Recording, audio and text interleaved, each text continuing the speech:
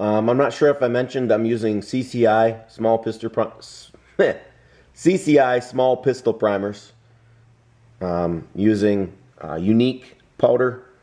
I'm not going to give you my grains, just in case somebody simulates what I've done, and then they get hurt or blow up their gun or something. It's just not worth it. Do your research, get a manual, get a couple reloading manuals because they're not all the same, and start with not the max weight. There's no, I don't see a need for max weight. My defense carry rounds are going to be they're going to be factory loads. I'm not going to reload my self-defense rounds.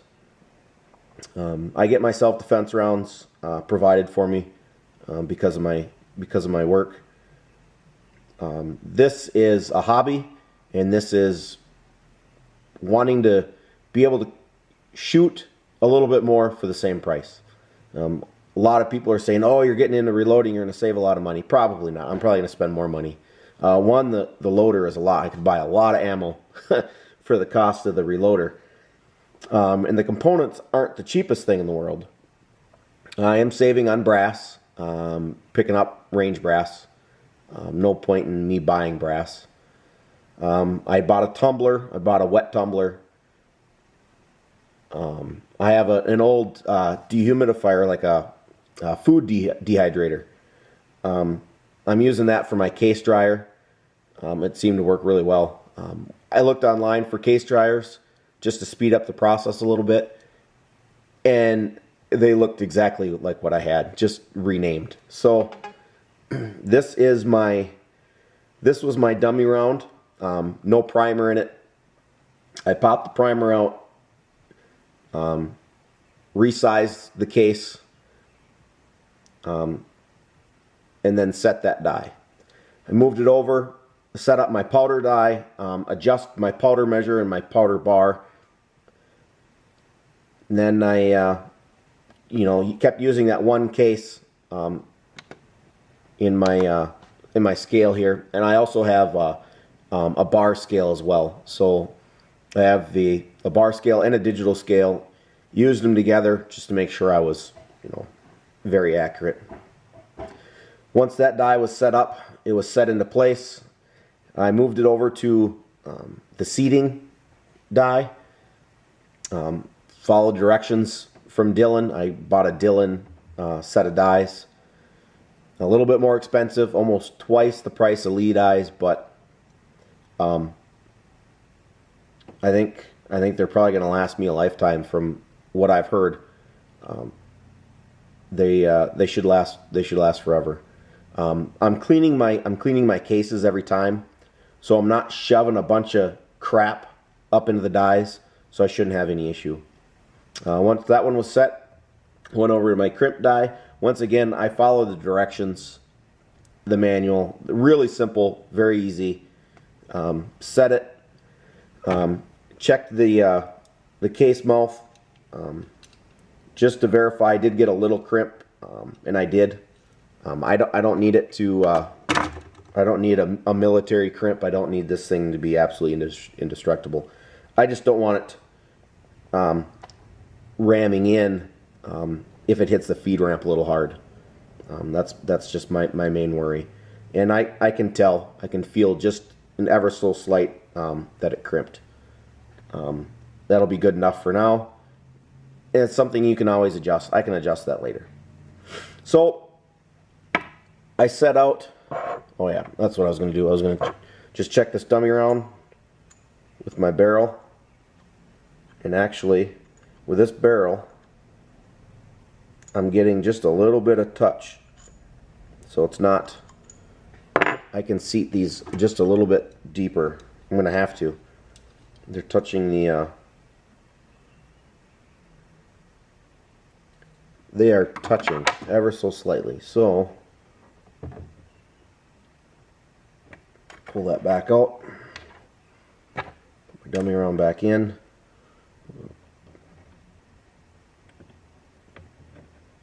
twist my die in just a little bit.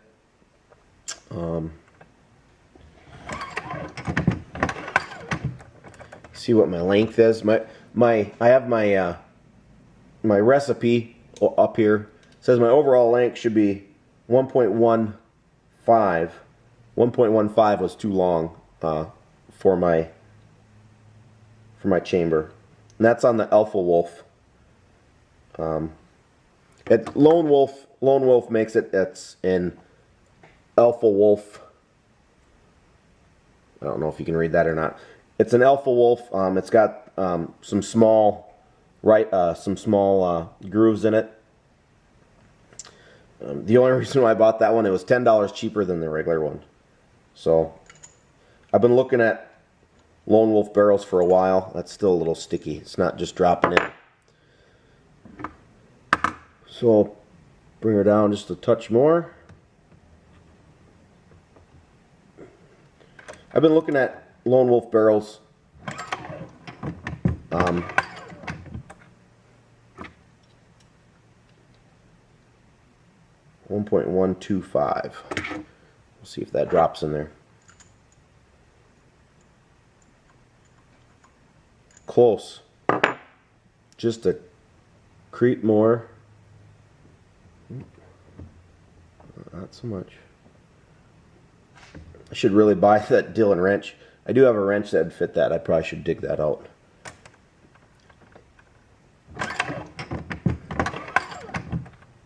You know, even with that light crimp that I put on it, you can still reseat that bullet.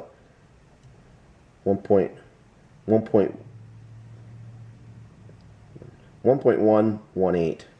We'll see if that does it. Like I said, there it drops. Just a little stick. I'm going to go down just a touch more. Just a touch more. And the first one I do, the first one I send around, I'll check that depth again.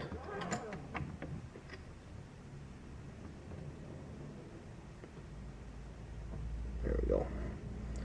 That should be plenty.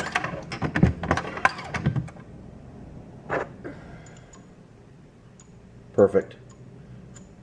I don't know if you probably can't hear that. I'll check it with my case gauge as well. But when you drop it into your chamber, it should have a nice little kerplunk and seat nice. Yep, overall length is fine.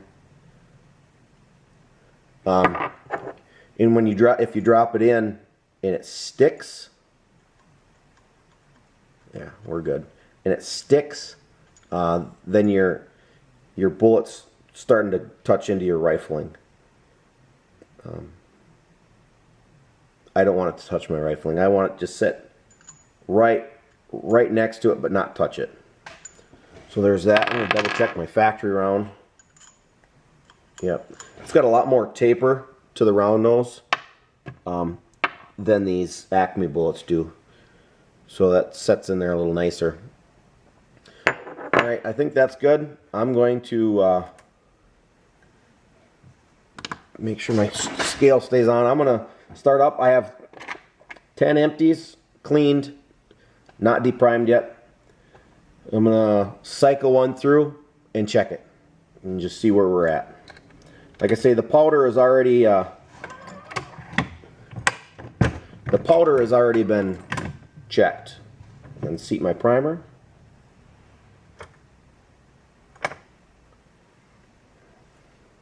Just going to double check to make sure that primer went in. Primer went in and it's sitting flush. Perfect. Like nobody's business. Alright, my camera is kind of goofy. It just shut off on me again. I'm going to check my powder that I just threw. Pretty damn close. A tenth of a grain over what I had, but with me dicking with the press, I think we're just fine. So I'm going to set that back in there. I'm going to rethrow it.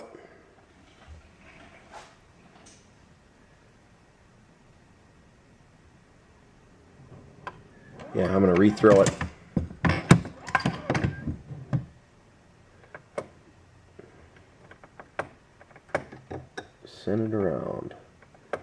Something's hanging up.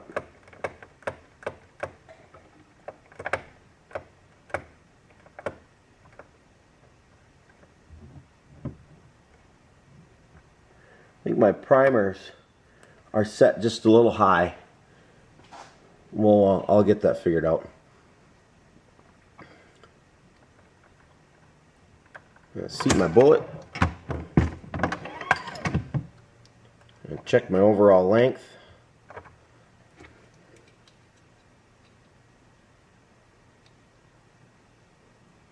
.12.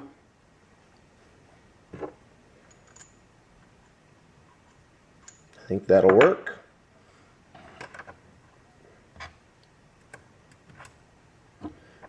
Manual index over. Set my crimp. Manual index over. That should kick it out.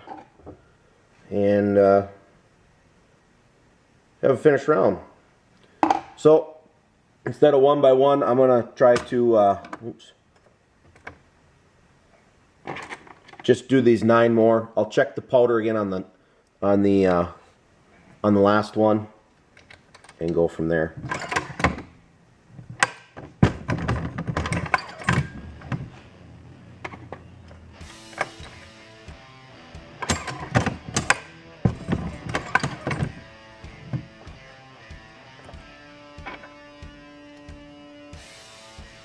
You definitely see that this is be pretty quick once you get the hang of it. They say this is really the first go around here.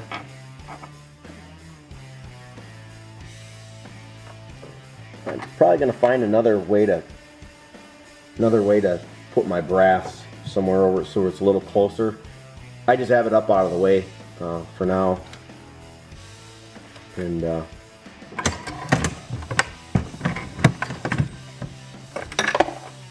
we'll see what happens. This is actually going along quite nicely. Before I put any of these in my gun, I'm going to inspect them all just to make sure I did everything right. Every time it's coming around to this, before I put my bullet in, I'm just double checking to make sure that I have a good amount of powder in it. This Unique fills up my cases quite a bit. I would say just to tick over 3/4.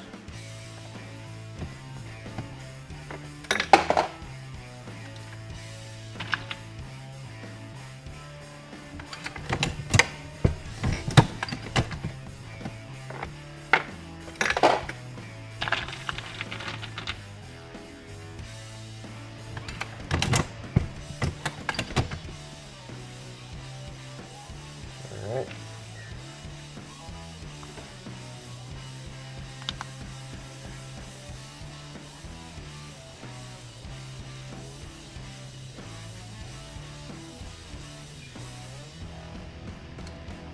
Sweet.